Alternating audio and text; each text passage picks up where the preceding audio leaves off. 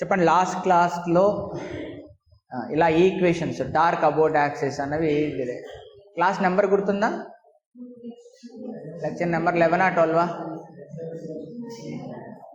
9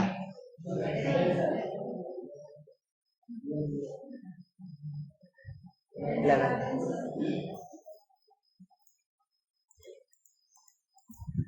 So lecture number 12.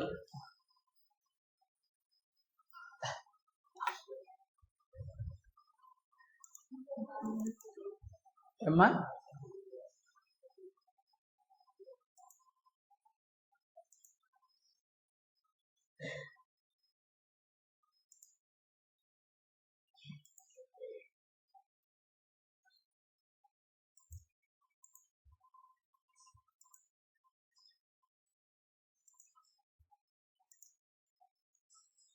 Yeah.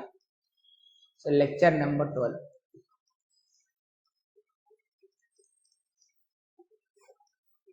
Okay, fine. So in the last class మనం observe చేస్తే we defined the torque అని define చేసాం. ఎలా define చేసాం చెప్పండి? R cross F. R is the point of application of the force, అంటే ఎక్కడైతే apply చేస్తున్నామో. యాంగులర్ మొమెంటం కూడా డిఫైన్ చేసామా? L is equal to R cross P అని కూడా డిఫైన్ చేసాం. మళ్ళీ ఆ తర్వాత ఇంపార్టెంట్ రిజల్ట్స్ కూడా మనం డిరైవ్ చేసుకున్నాం.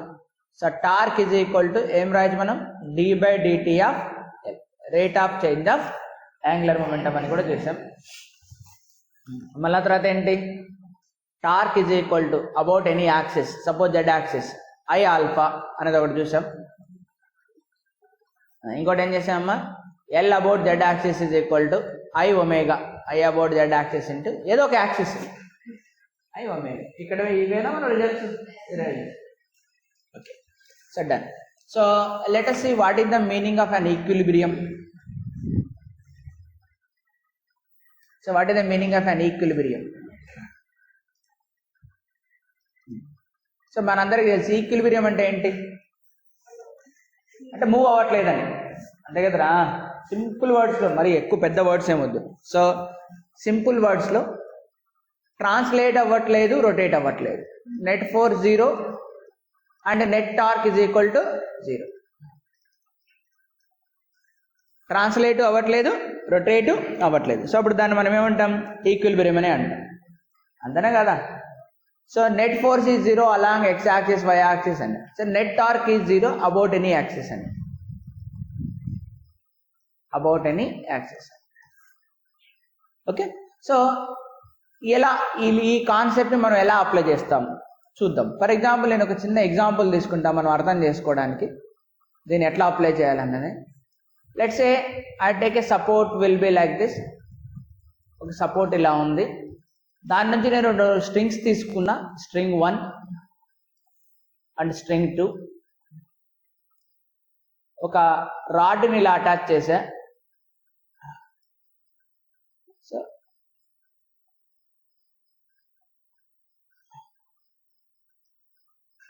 రాడ్ని అలా అటాచ్ చేసా.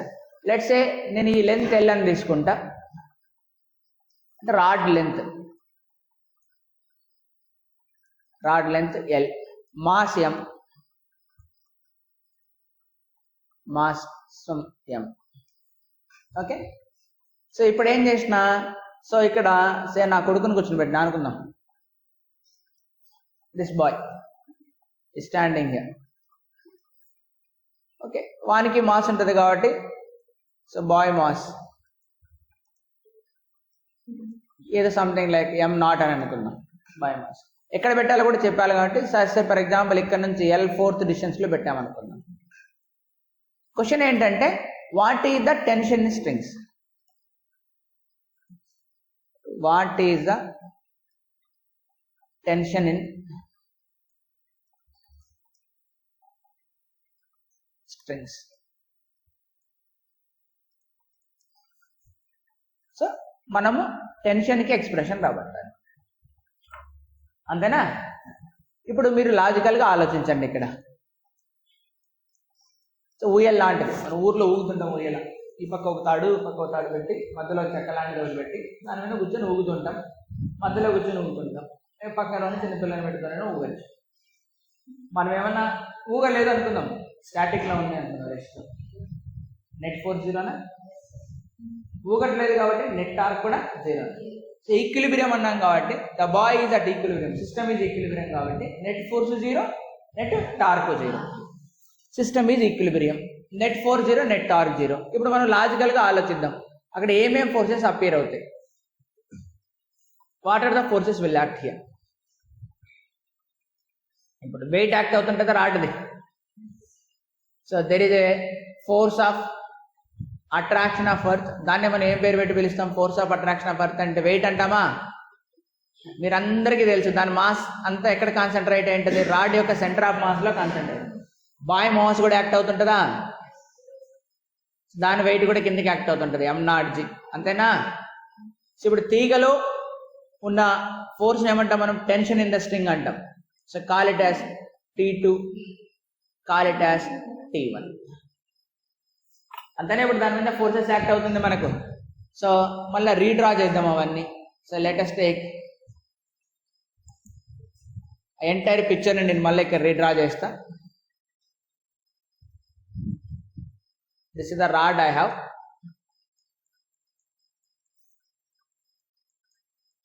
దీని యొక్క సెంటర్ ఆఫ్ మాస్ ఇక్కడ ఉంది, mg, దాని వెయిట్ ఇక్కడ పనిచేస్తుంది. సెంటర్ ఆఫ్ మాస్ ఆబ్వియస్గా L/2 డిస్టెన్స్లో ఉంటుంది, దాని గురించి వరి అవసరం లేదు. బాయ్ మాస్ ఇక్కడ యాక్ట్ అవుతుంది, అది m0g. అది ఎంత డిస్టెన్స్లో యాక్ట్ అవుతుందయా? L/4 యాక్ట్ అవుతుంది. ఇక్కడ ఒక టెన్షన్ ఉంది T1, ఇక్కడ ఇంకో టెన్షన్ ఉంది, దట్ ఈస్ T2. వాడు క్వశ్చన్లో అడిగింది ఏంటి? Tension, what is the tension in strings అంటే లెఫ్ట్ ఒకటి ఉంది, రైట్ ఉంది, దాంట్లో ఉంది. So it is clearly mentioned equilibrium. Equilibrium కాబట్టి ఇమ్మీడియట్గా మన బ్రెయిన్లో రెండు ఐడియాలు వస్తాయి. ఒక ఐడియా నెట్ ఫోర్స్ జీరో అవ్వడం, ఇంకొక ఐడియా నెట్ టార్క్ జీరో అవ్వడం. Neither rotates clockwise nor rotates anticlockwise, అంతేనా? Neither rotates clockwise nor rotates anticlockwise. So ఇది పైకి మూవ్ అవ్వట్లేదు, కిందికి మూవ్ అవ్వట్లేదు, లెఫ్ట్ మూవ్ కాలేదు, రైట్ మూవ్. అలాగని క్లాక్ వైజ్ తిరగట్లేదు, యాంటీ క్లాక్ వైజ్ తిరగట్లేదు, nothing here it is. So ఇప్పుడు చూద్దాం. సో ఏం చెప్పచ్చు నేను? పైకి కిందికి తిరగట్లేదు కాబట్టి పైకి T1 ఫోర్స్ యాక్ట్ అవుతుంది ప్లస్ T2 ఫోర్స్ యాక్ట్ అవుతుంది, కిందికి మాత్రం mg ప్లస్ m0g యాక్ట్ అవుతుంది. సో ఇది ఈక్వేషన్ నాకు వచ్చేసింది, అంతేనా కాదా? సో ఇది లెఫ్ట్ రొటేట్ అవ్వట్లేదు, రైట్ అంటే neither clock wise rotation Nar anti clock. So this is the idea came from net force is equal to 0 దగ్గర నుంచి నాకు వచ్చింది. ఇప్పుడు నెట్ టార్క్ కూడా 0. So torque about a point అంటాం కాబట్టి ఏదైనా మనిషిని తీసుకోవచ్చు. About centre of mass of rod తీసుకుందాం. About centre of mass.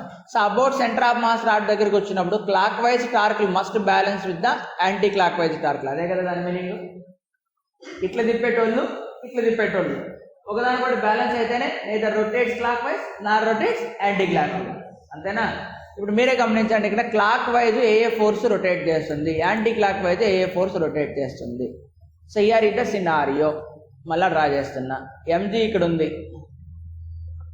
ఇక్కడే అబౌట్ దిస్ పాయింట్ మనం క్యాలిక్యులేట్ చేస్తున్నాం కాబట్టి దీన్ని రైట్ తిప్పలేదు, లెఫ్ట్ తిప్పలేదు. సో టార్క్ మన అందరికీ తెలుసు, ఫోర్స్ ఉండాలా, పర్పెండిక్యులర్ డిస్టెన్స్ ఉండాలా, లేదా ఫోర్స్ పర్పెండిక్యులర్గా ఉండి డిస్టెన్స్ అన్న ఉండాలా. ఇదైనా ఫార్ములా మనకు తెలిసిందే. ఇప్పుడు ఇక్కడ ఫోర్స్ అయితే ఉంది కానీ పర్పెండిక్యులర్ డిస్టెన్స్ లేదు, 0 ఉంది, అందుకే కదా.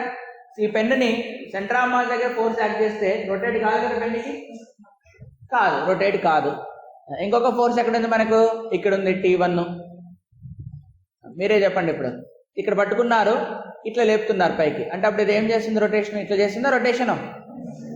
ఇక్కడ ఉంది ఇది అబౌట్ దిస్, ఇక్కడ పట్టుకొని దీన్ని ఇట్లా ఫోర్స్ T2తో అంటున్నారు, అప్పుడు ఎట్లా రొటేట్ అవుతుంది? అది T2 ఇది ఇట్లా రొటేట్ అవుతుందా? అదే అంతే కదరా. సో దీన్ని ఏమంటాం? ఈ direction anti clock wise direction, దీన్ని ఏమంటాం? Clock wise. ఇంకోటి ఉంది ఇక్కడ, ఇది m0g.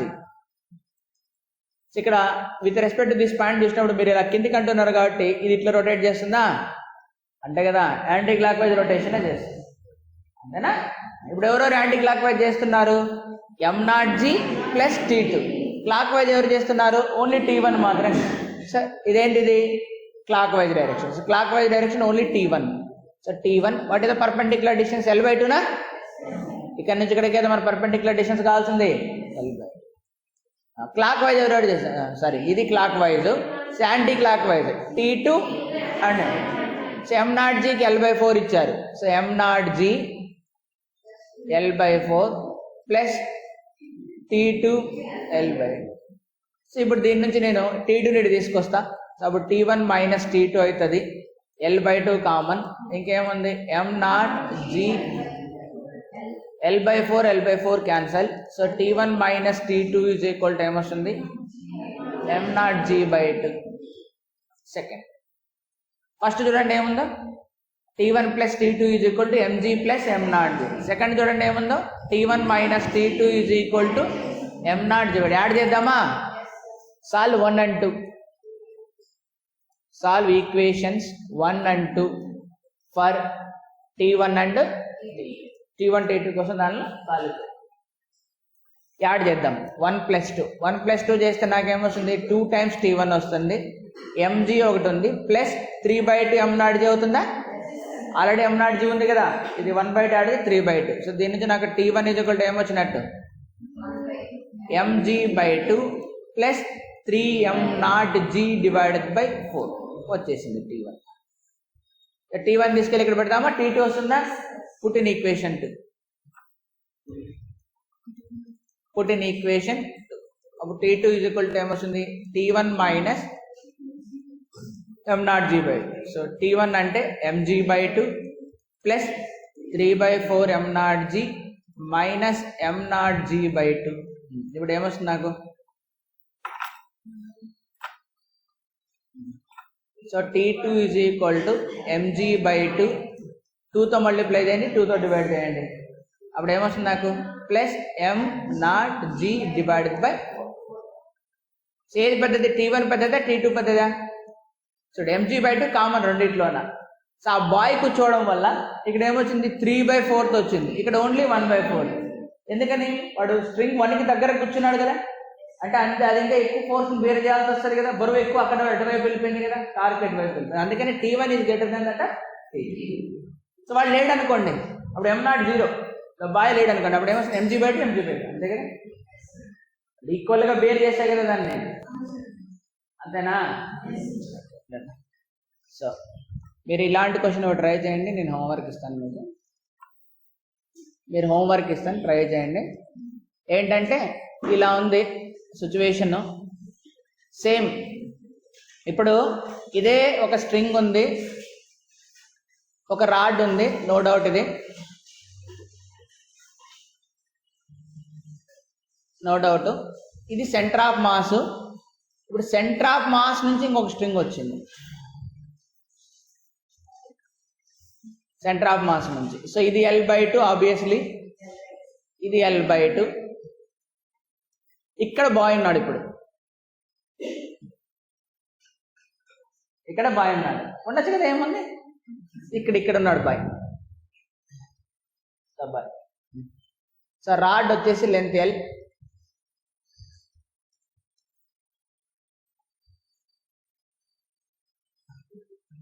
అసలు సరే,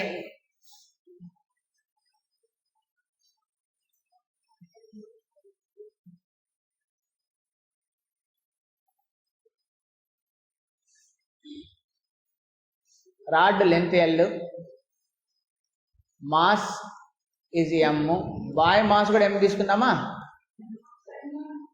M/2 తీసుకుందాంలే, ఏముంది M0 M/2, bye mass M/2 లేదా M/3 ఏదో ఒకటి తీసుకోండి. So find tension in the strings, find tensions in the strings.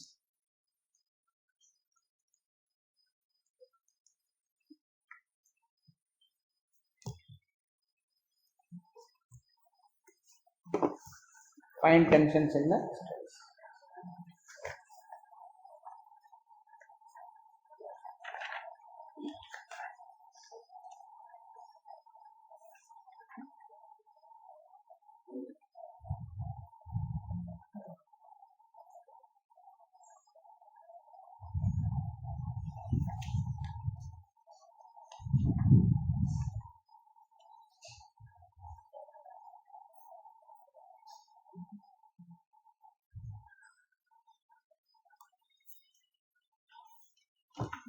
Yeah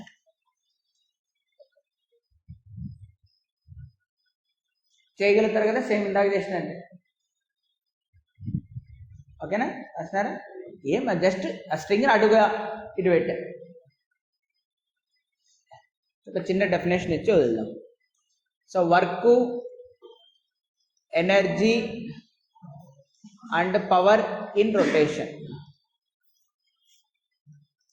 in rotational motion. So మీకు అందరికీ తెలిసిందే, మామూలుగా ట్రాన్స్లేషన్ మోషన్లో వర్క్ని మీరు ఎలా డిఫైన్ చేసింటారు? Work done by a force is force into displacement, or else మీరు ఇలా చేసింటారు. Work done is equal to integration of F dot డిఎల్ఓ డిఎస్ఓ ఏదో ఒకటి. అంతేనా మనం చేసేది వర్క్ అంటే? ఇప్పుడు మనము ఏదైనా ఒక ఆబ్జెక్ట్ని రొటేట్ చేసేటప్పుడు చూద్దాం. ఏదైనా ఒక ఆబ్జెక్ట్ని మనం రొటేట్ చేసేటప్పుడు ఎలా వస్తుంది? మనం ఏదైనా ఒక ఆబ్జెక్ట్ని రొటేట్ చేసినప్పుడు ఎలా ఉంటుంది పరిస్థితి? So now you rotate any object.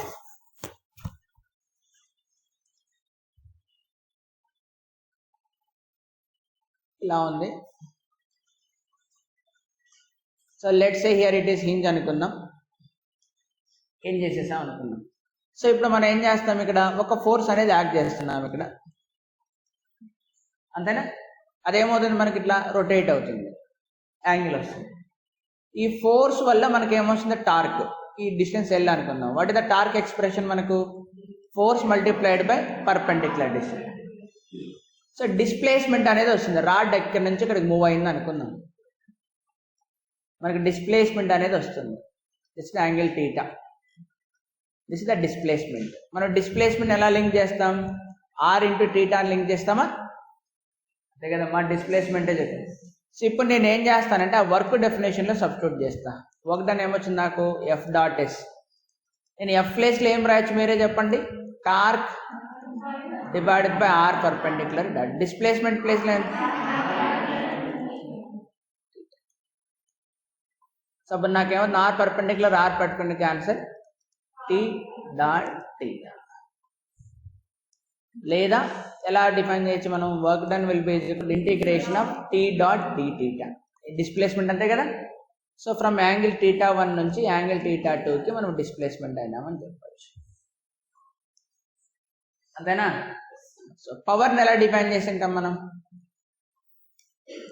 So what is the definition of power? పవర్ని ఎలా డిఫైన్ చేసింటాం? సో యావరేజ్ పవర్ అనే దాన్ని ఎలా డిఫైన్ చేసింటాం అంటే వర్క్ బై టైమ్ అని డిఫైన్ చేశాం. అదే ఇన్స్టాంటేనియస్ పవర్ని ఎలా డిఫైన్ చేసింటాం అంటే rate of doing work, that is force into displacement divided by T. What is the force into displacement by time అంటే వెలాసిటీనేనా మనం చెప్పేది? సో ఫోర్స్ ఇంటూ వెలాసిటీ, అంతేనా పవర్. సో ఇది పవర్. ఇక్కడ మామూలు ఇక్కడ ఎలా వస్తుంది? ఇన్ రొటేషన్ ఎలా వస్తుంది చెప్పండి? ఇన్ రొటేషనల్ మోషన్ ఎలా వస్తుంది? In rotational motion power will be equal to దేని ప్లేస్లో ఏమొస్తుంది? టార్కా. దేని ప్లేస్లో ఏమొస్తుంది? యాంగులర్ వెలాసిటీ ఒమేగానా? అంతే కదమ్మా, అంతే కదా. సో ఫోర్స్ ప్లేస్లో టార్క్, డిస్ప్లేస్మెంట్ ప్లేస్లో యాంగిల్, వెలాసిటీ ప్లేస్లో ఒమేగా. సో ఏం రాయొచ్చు ఇప్పుడు? ఇదా ఉంది, ఇందాక తీసుకున్న ఎగ్జాంపుల్ తోటి మీరు చెప్పచ్చు. సో ఫోర్స్ అప్లై చేస్తున్నాం కాబట్టి దీనికి వెలాసిటీ వస్తుంది. వెలాసిటీని ఏం రాయొచ్చు మనం? ఆర్ పర్పెండిక్యులర్ ఇంటూ ఒమేగా రాయొచ్చా? సో ఫోర్స్ని ఏం రాయొచ్చు మనం? Torque divided by R perpendicular రాయొచ్చు. సో ఫోర్స్ ప్లేస్లో టార్క్ బై ఆర్ పర్పెండిక్యులర్ రాస్తాం, వెలాసిటీ ప్లేస్లో ఆర్ ఒమేగా రాస్తాం. ఆర్ఆర్ క్యాన్సిల్, మళ్ళీ ఒమేగా కదా మనకు వచ్చేది ఇంకా. So this is the way of defining the power. Then energy గురించి మాట్లాడదాం. సో ఎనర్జీ అంటే జనరల్గా కైనెటిక్ ఎనర్జీ, పొటెన్షియల్ ఎనర్జీలో మార్పు ఏముండదు. కైనెటిక్ ఎనర్జీ గురించి మాట్లాడదాం. Kinetic energy in rotational motion. జనరల్గా ఒక ఆబ్జెక్ట్ ట్రాన్స్లేట్ అవుతుంటే దాని కైనెటిక్ ఎనర్జీ ఏం రాస్తాం మనం? Simply half mv². ఇది రొటేషన్ గురించి ఆలోచిద్దాం. రొటేషన్లో ఒక ఆబ్జెక్టు పర్పెండిక్యులర్ డిస్టెన్స్ ఇచ్చారు, ఆ పర్పెండిక్యులర్ డిస్టెన్స్లో వెలాసిటీ ఇచ్చారు, దీని మాస్ m. ఇది మూవ్ అవుతుందంటే v ఈజ్ ఈక్వల్ టు మనం ఏం రాయొచ్చు? ఆర్ పర్పెండిక్యులర్ ఇంటూ ఒమేగా అని రాయొచ్చు. సో అప్పుడు నాకేమవుతుంది, kinetic energy will be is equal to అదే ఫార్ములానే రాద్దాం, half into M into V square ప్లేస్లో R perpendicular into omega square రాయొచ్చు. అప్పుడు kinetic energy is equal to half M omega square R perpendicular square రాస్తాం. కానీ మూమెంట్ ఆఫ్ ఇనర్షియా ఎలా define చేస్తాం చెప్పండి? Moment of inertia I is equal to M R square, M R square. అప్పుడు నాకేమవుతుంది, rotational energy is equal to half I omega square, something like half M V square లాగా. So నాకేమొచ్చింది, half I omega. అర్థమవుతుందా? Even ఇంకోటి కూడా రాసింటారు మీరు kinetic ఎనర్జీకి ఎక్స్ప్రెషన్. ఆల్సో మీరు kinetic energy is equal to ఏం రాసింటారంటే పీ స్క్వేర్ బై 2m రాసింటారు. సో దీనికి కరెస్పాండింగ్గా నేను ఏం రాయొచ్చు, rotational kinetic energy is equal to L square by 2i రాయొచ్చు. అంతేనా? L square by 2a. ఎలా రాయొచ్చు మరి ఎల్ స్క్వేర్ బై 2a అంటే వెరీ సింపుల్. సో మనకు ఇక్కడ L equal to I omega అని తెలుసా? L is equal to I omega. So omega ప్లేస్లో నేను ఏం పెట్టచ్చు, ఎల్ బై ఐ పెట్టచ్చు. సో ఒమేగా ప్లేస్లో ఎల్ బై పెడితే L square by I square, I cancel, పైన ఎల్ స్క్వేర్ కింద 2i. అంతేనా? సో దీని నుంచి మనకి ఇది వస్తుంది. అర్థమైందా? So in rotational motion also we can see the torque, equilibrium ఎలా చూసాము, వర్క్ని, ఎనర్జీని, పవర్ని ఎలా డిఫైన్ చేయాలో చూసాము. సో నెక్స్ట్ క్లాస్లో కంబైన్డ్ మోషన్ చూద్దాం. కంబైన్డ్ మోషన్ అంటే ట్రాన్స్లేషన్ ఉంది, రొటేషన్ ఉంది, సైకిల్ వీల్. ఆ తర్వాత ఎయిలర్ ఈక్వేషన్స్ అని కొద్దిగా అవి వస్తాయి, ఆ తర్వాత ఓకే డన్. మళ్ళీ ఎప్పుడుందమ్మా నా క్లాసు? కొద్దిగా నా వాట్సాప్ నెంబర్ ఉంది కదా మీ అందరి దగ్గర, బాయ్స్కి ఇచ్చినాను కదా మన number. So note down my number. ఎవరో నాకు టెక్స్ట్ మెసేజ్ పెట్టండి, నాకు 7504472448. రేపు లేదా ఉన్నలో ఎవరో నా నెంబర్ నోట్ చేసుకోండి. నోట్ చేసుకొని బాయ్స్ మీ దగ్గర ఫోన్ ఉంటుంది కాబట్టి జస్ట్ టెక్స్ట్ మీ. ఒకవేళ నేను ఏదైనా అంబేద్కర్ యూనివర్సిటీ ప్రాక్టికల్స్నో ఎక్కడైనా ఎంగేజ్ అయినా నేను ఇమ్మీడియట్గా రెస్పాండ్ అవుతాను.